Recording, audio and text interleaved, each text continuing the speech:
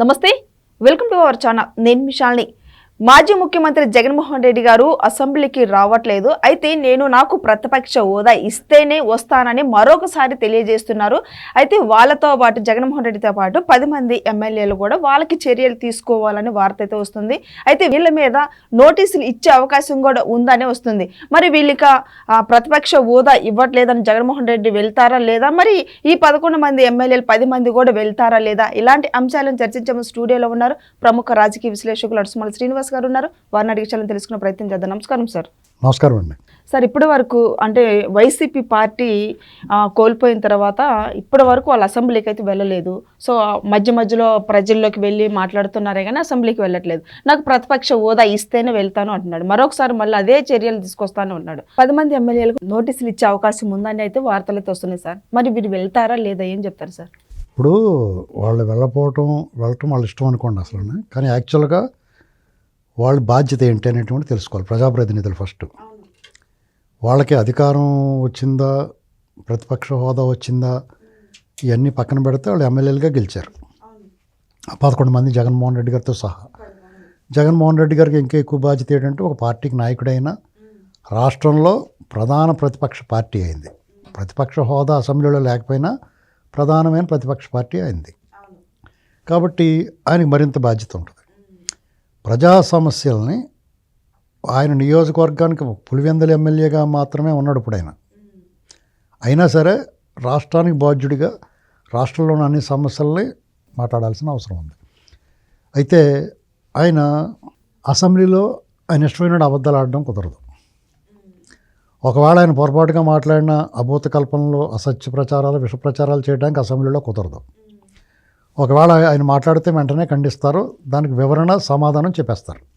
అంటే ఒకవేళ ఆయన తెలియక మాట్లాడాడు అనుకోండి, ఏదన్నా పొరపాటును ఇప్పుడు భోగపురం ఎయిర్పోర్ట్ నేనే కట్టానని చెప్తున్నాడు మనకి. ఇప్పుడు కూడా ప్రెస్ మీట్ పెట్టి అదే మాట్లాడుతున్నాడు సార్. అదే మాట్లాడుతున్నాడు. అది అసెంబ్లీలో మాట్లాడాడు అనుకో, నువ్వెక్కడ కొట్టేవరా అన్నాయి, నువ్వు పలానాప్పుడు ఇది పవర్ పాయింట్ పెట్టి స్క్రీన్ మీద వేసి చూపించేస్తారు వాళ్ళు. వాడు మొహం ఎక్కడ పెట్టుకోవాలో తెలియక తీసి జైల్లో పెట్టుకుని సంచలు వేసుకు వెళ్ళిపోతారు. నాగేశ్వర గారి సినిమా ఒకటి వచ్చింది, అందులో రాజబాబు గారు తలకాయ తీసి సంచలు వేసుకెళ్ళిపోతాడు. అలాగా ఆయన తలకాయ ఎక్కడ పెట్టుకోవాలో తెలియదు. అలాంటి పరిస్థితుల్లో అతనికి అసెంబ్లీ వేదిక కంటే ప్రజాబాహుళ్యంలో లేకపోతే ప్రెస్ మీట్లు, రికార్డెడ్ ప్రెస్ మీట్లు పెట్టి లేకపోతే తనకు కావాల్సిన వాళ్ళు 10 మందిని కూర్చోబెట్టుకుని చెప్పేయటం ఈజీగా ఉంది. ఎందుకంటే దానికి ఎవడో ప్రశ్న వేసి కూడా ఉండడు, ఎదురు చెప్పి కూడా ఉండడు, అడ్డుకుని కూడా ఉండడు. తను చెప్పాలని చెప్పేస్తాడు, మళ్ళీ వెళ్ళిపోతాడు, అలాగే వెళ్ళిపోతాడు. దాని మీద మన లాంటి వాళ్ళు పిసుక్కుంటూ కూర్చుంటాం. ఇది పరిస్థితి. కాబట్టి మనం ఇది గత సంవత్సరంన్నర నుంచి మనం వాళ్ళ అధికారంలో ఉన్నవాళ్ళు చాలామంది విశ్లేషకులు అందరూ అనేక రకాలుగా నువ్వు ఇదేంటయ్యా, ఇదేం పద్ధతి, నువ్వు ప్రతిపక్ష హోదా ఎవడిస్తాడు, ప్రజలు ఇవ్వాలి, ఎవరో ఒకళ్ళు గబుక్కున్న కాగితం మీద రాసి ఇచ్చేది కాదు, ఇది నామినేటెడ్ పోస్ట్ కాదు అని చెప్తాం కూడా ఆయనకు అర్థం అవట్లా. ఇప్పుడు తివిరి ఇసుము నుంచి తైలంబు తీయవచ్చు, తిరిగి కుందేటి కొమ్ము సాధించవచ్చు, చేరి మూర్ఖిని మనసు రంజింపచేయజాలమే అని చెప్పేసి ఒక సూక్తి ఉంది.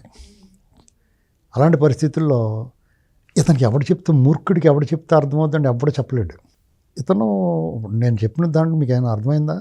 తివిరి ఇసుము నుంచి తైలంబు తీయవచ్చు అంటే ఇసుకలో మట్టిలో ఒలికిపోయిన నూనె ఉంటుంది కదా, నూనె దాన్ని మనకు రాదు కదా, వెనక్కి మట్టిలో ఒలికిపోయింది, దాన్ని పిండి తీయచ్చు, అది కూడా సాధ్యమే.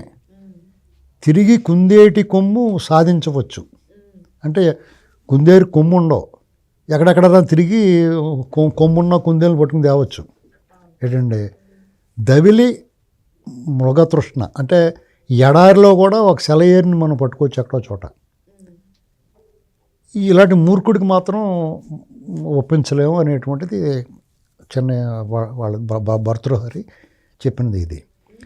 ఇలాంటి పరిస్థితుల్లో ఇతను అలాంటి కాయా, నీకు ప్రతిపక్ష హోదా లేదు, నువ్వు ఎలాగ అడుగుతావా, నీకు సిగ్గులేదా అంటే కూడా నాకు సిగ్గులేదని ఒప్పుకోడు, కానీ అడుగుతాడు మళ్ళీ. ఇప్పుడు వచ్చి అప్పుల గురించి మాట్లాడుతున్నాడు, ప్రెస్ మీట్ పెట్టి మడుతాం ప్రెస్ మీట్ అప్పుల గురించి. తాను చేసిన అప్పులన్నీ కూడా వీళ్ళు చేసినట్టు చెప్పేస్తున్నాడు. అన్ని మా హయాంలో జరిగినాయి, అన్ని మీ హయాంలో చెప్తున్నారు అని అంటున్నాడు. వీళ్ళు చేసిన పనులు క్రెడిట్ అతను తీసుకుంటాడు, అతను చేసిన అప్పులన్నీ కూడా వీళ్ళకి హ్యాండ్ ఓవర్ చేస్తాడు. అంటే ఇది దానికి కూడా చాలా గట్స్ ఉండాలి. అంటే అబద్ధాలు కన్నార్పకుండా ఏమాత్రం భేషజం బిడియం లేకుండా అసలు సిగ్గుపడకుండా చెప్పేయటం కూడా ఒక ఆర్ట్. అందులో అతను ఆరితేరి ఉన్నాడు. పర్ఫెక్ట్ ఎగ్జాంపుల్ ఏంటంటే భోగాపురం అడ్డగోలుగా చెప్తాడు అన్నమాట. మనకి ఇంకా థియేటర్ అలా చెప్తున్నాడు అనుకుంటే ఇక మనం వినివోళ్ళకి సిరాకు వచ్చాడు అంతేరా అని చెప్పేసి పోవాలంతే తప్ప చెప్పడం మాండం. అది నమ్మి గొర్రెలు ఉంటాయి. ఇప్పుడు వినదగుని ఎవరు చెప్పినా అనుకుంటారు కొంతమంది. వాళ్ళు ఏం చెప్పినా వినదాం అనుకుంటారు పాపం. ఏమో ఒక సందేహం డౌట్ పడేస్తారు అక్కడ. ఈ అప్పుల విషయం అంతే. ఉన్నకాడ శుభ్రంగా నాయకేసాడు. అప్పులు ఎలాగ కొత్త కొత్త మార్గాలు కనిపెట్టి తెచ్చేసాడు. వీళ్ళకి మొత్తానికి ఏమీ లేకుండా చేసి పడేసాడు. అయినా వీళ్ళు కాళ్ళ వెళ్ళబడి పైన కింద పట్టుకుని ఏదో ఆదాయాన్ని చూపించి మళ్ళీ తెచ్చుకుంటున్నారు. తప్పని పరిస్థితి అది. ఇప్పుడు అమరావతి ఉంది, అమరావతి వీళ్ళు అప్పులు చేస్తున్నారని చెప్తున్నాడు. అమరావతికి సంబంధించిన అప్పులు అమరావతే కట్టుకుంటుంది. రాష్ట్ర ప్రభుత్వ బడ్జెట్ నుంచి అలా కేటాయించలేదు, దానికి కేటాయించరు కూడా. ఒకవేళ కేంద్ర ప్రభుత్వం ఇచ్చిన నిధులు కూడా వాళ్ళే కట్టుకుంటామని చెప్పారు. అంటే మీ పండగ చేసుకోండి మీరు, మేము కడతాం లేని డబ్బులు అంటాం. పార్టీ చేసుకోండి మేము డబ్బులు ఇస్తామని చెప్తారు కదా కొంతమంది. నేను రాలేకపోతున్నానంటే మీరు పార్టీ చేసుకోండి డబ్బులు బిల్లు ఏం కట్టేస్తానంటారు కదా. అలాగే మీ అమరావతి కట్టుకొని మేము డబ్బులు కడతామని చెప్తున్నారు. అప్పులు చేసిన డబ్బులు మేము కట్టేస్తామని చెప్తున్నారు వాళ్ళు మనకి ఇచ్చిన హామీ మేరకు. ఇతను అదే ఉంటున్నాడు, అమరావతికి అప్పులు చేస్తున్నారు, ఎక్కడి నుంచి కడతారు వీళ్ళు అంటారు. ఇలాగనమాట వాళ్ళు ఏదన్నా సరే. ఇప్పుడు ముచ్చుమర్రి అది చంద్రబాబు నాయుడు గారు ఆపేసాడు, ద్రోహం చేసాడు, అదిగో రేవంత్ రెడ్డి చెప్తున్నాడు అంటారు. వెంటనే చెప్పించి కొట్టినట్టు హరీష్ రావు చెప్పాడు, మేము ఎప్పుడో 20లోనే ఆపేసాం, జగన్మోహన్ రెడ్డి చెప్పన్నాడు. అన్ని తప్పులు పెట్టుకుంటారు. రాయలసీమ ద్రోహం అంటాడు చంద్రబాబు నాయుడు గారిని. రాయలసీమకి అసలు శిశల ద్రోహం చేసింది జగన్మోహన్ రెడ్డి. అందరికన్నా బాగా వాళ్ళకి తెలిసింది. అంతకుముందు 39 సీట్లు ఎన్నో ఇచ్చారు అక్కడ. అలాంటిది 3 సీట్లు 4 సీట్లకు పరిమితం అయిపోయాడు అక్కడ. ఇంత కారణం ఏంటంటే ఉత్తుకున్నాను పోదు కదా. జనాల్లో ఒక రకమైన వైరాగ్యం, విముఖత, విసుగు, అసహ్యం, క్రోధం ఇలాంటివన్నీ వచ్చేస్తాయి ఒకేసారి. ఓ బాబు వీడు వద్దురా బాబు మనకి దెబ్బ వేస్తున్నాడు, మనకి ఆ పేరు పెట్టుకుని మనల్ని మడతేస్తున్నాడు అని చెప్పేసి అర్థమైపోయింది వాళ్ళందరికీ. ఇలాంటి పరిస్థితుల్లో మళ్ళీ పెడతాడు ప్రెస్ మీట్, మళ్ళా పెడతాడు. వాళ్ళు చేసిన అన్ని నిజాలు బయటకు వస్తున్నాయి సార్, వెలుగులోకి వస్తున్నాయి. మీకు అతను మీకు రాబోయే రోజుల్లో కొన్ని ఈవెంట్లు చేస్తాడంటే డిస్ట్రక్షన్, రాష్ట్రంలో అశాంతి ప్రబలే కార్యక్రమాలు కొన్ని చేస్తాడు. ఎందుకంటే అన్నీ ఇప్పుడు ఈ మధ్యకాలంలో కొన్ని కేసులు రన్నింగ్లో ఉన్నాయి. ఆ దర్యాప్తు సంస్థలు అన్నీ తీసుకెళ్ళి వాళ్ళ గుమ్మ ముందు పెట్టి కూర్చున్నారు. అలాగా ఎలాంటి తీసుకురండి అంటే అప్పుడు తీసుకొచ్చేస్తానికి. ఇప్పుడు అతను చుట్టుముట్టు ఉన్నాయి, చుట్టూరు కాసేసి ఉన్నాయన్ని, లెక్కర్ కానీ లేకపోతే పరకామణి కానీ అన్నిటిలోనూ అతను ఇన్వాల్వ్మెంట్ ఉంటుంది. ఇంకో పక్కన వాళ్ళ బాబాయ్ మర్డర్ కేసు ఆ సునీత గారు వదిలేస్తుందేమో అనుకుంటే వదులుతారు. కోర్టు చెప్పినా వదులుతలేదు ఆవిడ. కోర్టు ఎక్కడి వరకే చేయండి, అది వదిలేయండి అంటుంటే కూడా నేను వదలనండి అని చెప్పి మళ్ళీ పైకోర్టుకి వెళ్ళిపోతుంది ఆవిడ.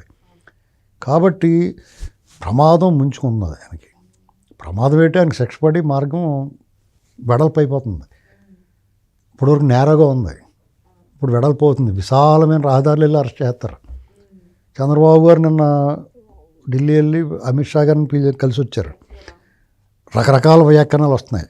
ఒకటి ఆయన రాష్ట్రానికి నిధులకు సంబంధించి, తర్వాత అమరావతి నోటిఫికేషన్ గురించి, రాబోయే రోజుల్లో పెట్టుబడులు దానికి సంబంధించి ఈయన ఇన్వైట్ చేయడం గురించి, ఫైనల్గా ఏమన్నా మరి నేను ఏం చేద్దామని కూడా అడుగుంటారు.